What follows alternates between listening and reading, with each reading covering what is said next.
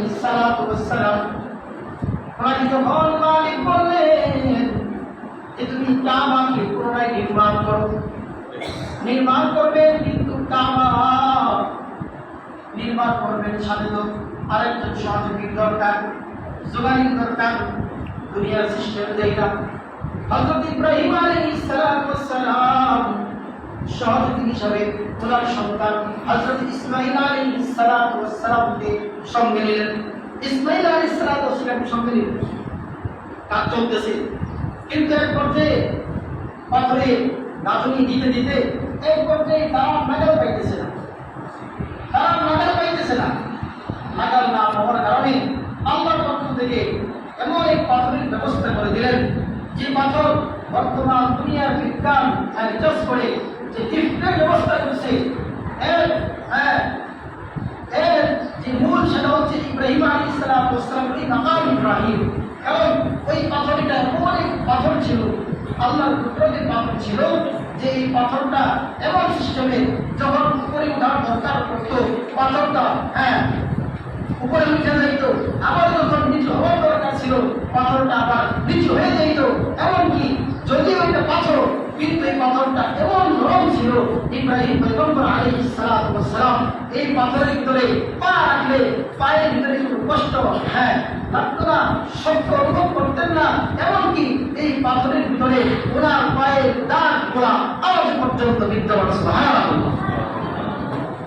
ফি আয়াতুম বাইয়িনাতুম মাকাম ইব্রাহিম ওয়া মান দাখালাহু কানা আমিনা ওয়া মান দাখালাহু কানা আমিনা। যারা এই কাবা শরীফে প্রবেশ করে তারা নিরাপদ হয়ে যায়। মুফাসসিরিন যারা উল্লেখ করেন এই কাবা চত্বরে যারা প্রবেশ করে তারা কেউ নিরাপদ হয়ে যায়। তারা যারা কাবা চত্বরে প্রবেশ করে তওয়াফ করে হজের ইহরাম দিয়ে যখন তারা ঢুকে যায় তারা আল্লাহর মেহমান হয়ে যায়।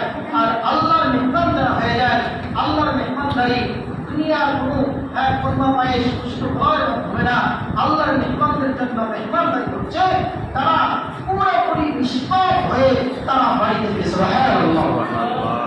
হাদিসের মধ্যে আছে, বুখারী 1431 নম্বর হাদিস, عن ابي هريره رضي الله تعالى عنه قال سمعت النبي صلى الله عليه وسلم من حج لله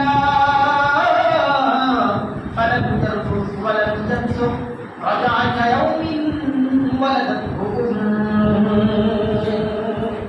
হযরত আবু হুরায়রা রাদিয়াল্লাহু তাআলা আনহু বলেন, আমি আল্লাহর হাবিবকে বলতে শুনেছি, মান হাজ্জা লিল্লাহ, যে ব্যক্তি হজ করে ওয়ালিওয়ান আল্লাহর জন্য, দুনিয়ার কোনো সুনাম সুখ্যাতি অর্জন করার জন্য না, মানুষ তাকে হাজি বলবে, নামের শুনতে আল হাজ লেখা যাবে, এরকম কোনো রাস্তা হবে না। একমাত্র আল্লাহর রাজার জন্য, আল্লাহকে খুশি করার জন্য যে ব্যক্তি মান হাজ্জা লিল্লাহ ফালাম ইয়ারফুস ওয়ালাম ইয়াফসুক, এবং হজে যাওয়া